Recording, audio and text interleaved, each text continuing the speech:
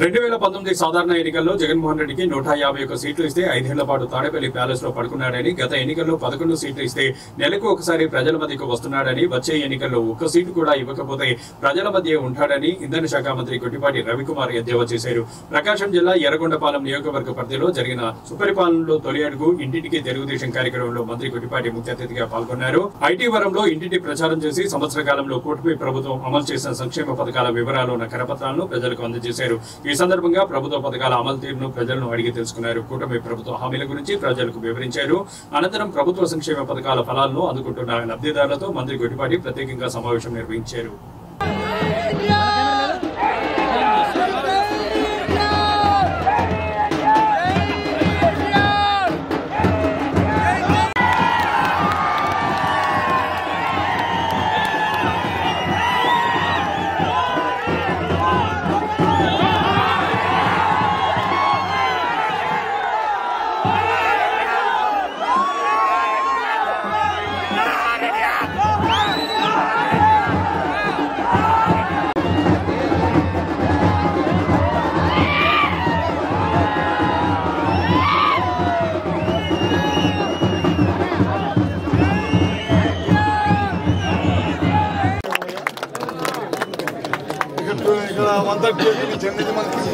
ఎక్కడికి తీసుకుంటారు?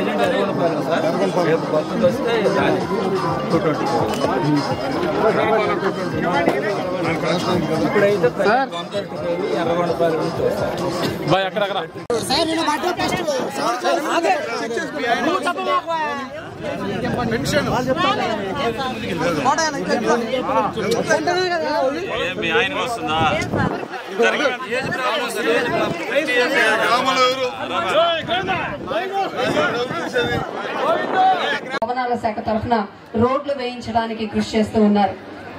తను నిర్వర్తించే శాఖ విద్యుత్ శాఖ.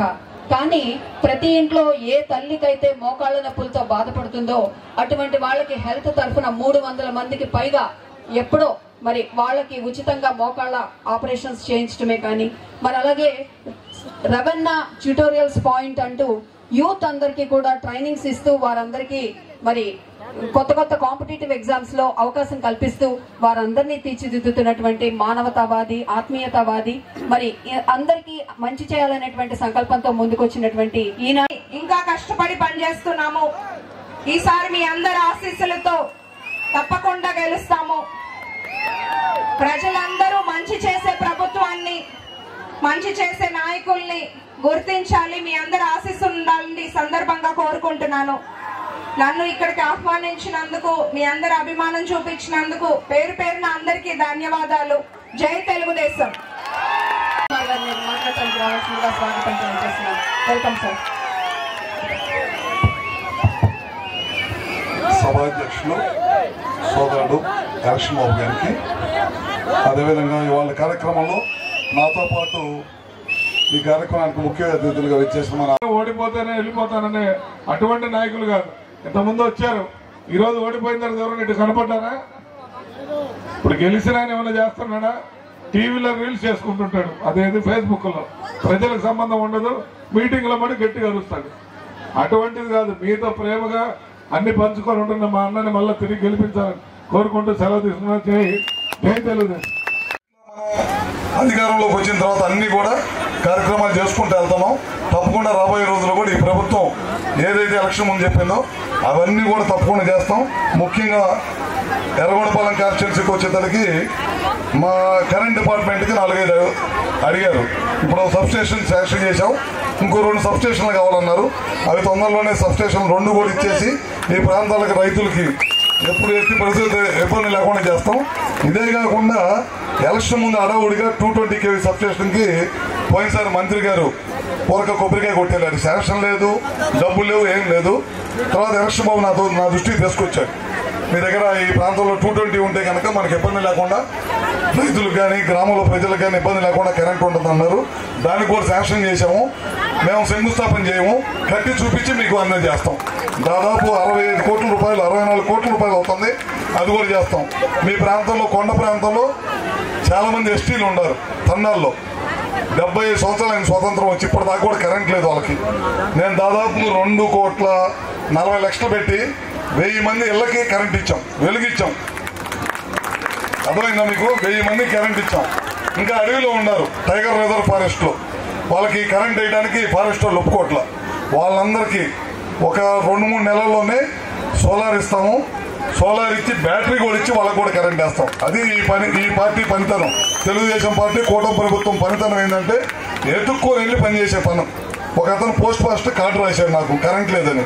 ఆ కార్డు తీసుకొని నేను ఎలక్షన్ బాబు గారికి చెప్తే పలానా పంతులు గారు అని చెప్పారు. ఆయన పిలిపించాం, కనుక్కున్నాం, కరెంట్ లేదన్నారు. ఇమీడియట్ గానే ఇచ్చేసాం అనమాట. ఇట్లాంటి పనులు తెలుగుదేశం పార్టీ కూటమి ప్రభుత్వం చంద్రబాబు గారి నాయకత్వంలో పనిచేస్తుంది. జగన్మోహన్ రెడ్డి ఏం చేస్తున్నాడు? నెలకోసారి ఎప్పుడో చచ్చిపోయిన వాళ్ళ విగ్రహ కార్యక్రమాలు పెట్టుకొని ఆయన చెప్పిన మాటలేని 175 సీట్లకు 170 సీట్లు అన్నాడు. పందెలు పెట్టారు, చనిపోయారు.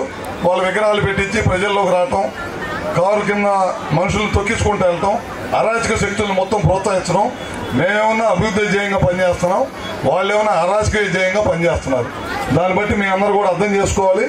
ఏ ప్రభుత్వం అధికారులు ఉంటే ప్రజలకి 10 కాలాల పాటు మేలు జరిగిద్దో, పిల్లలకు మంచి విద్య అందిస్తామో, పిల్లల్ని ఏ విధంగా ప్రోత్సహించి మంచి ఉపాధికారంలోకి తీసుకొస్తామో, ఇట్లాంటి పార్టీ ఏ పార్టీ మీరే ఒకసారి గుండెలు మేము చేసి ఆలోచించుకోండి. ఏ పార్టీ అధికారులు ఉంటే 10 మంది ప్రజలకు మేలు జరిగిద్దో ఆ పార్టీ తెలుగుదేశం పార్టీ అని చెప్పి చెప్పడంలో ఏమాత్రం కూడా సందేహం లేదు. ఖచ్చితంగా ఎర్రగొండపాలెంకి సంబంధించి ఏ అభివృద్ధి కార్యక్రమంలో అయినా సరే నా వంతు సహాయ సహకారాలు తప్పకుండా ఉంటాయని చెప్పి కూడా మరొకసారి మీ అందరికీ తెలియజేసుకుంటూ, దాదాపు చాలాసేపటి నుంచి ఉక్కపోస్తుంది. అందరూ కూడా మహిళలు అయితే ఒక్క మనిషి కూడా కదలకుండా కూర్చున్నారు. ఇప్పుడే మా వాళ్ళు అయితే లెగవటం బిగిన్ చేశారు.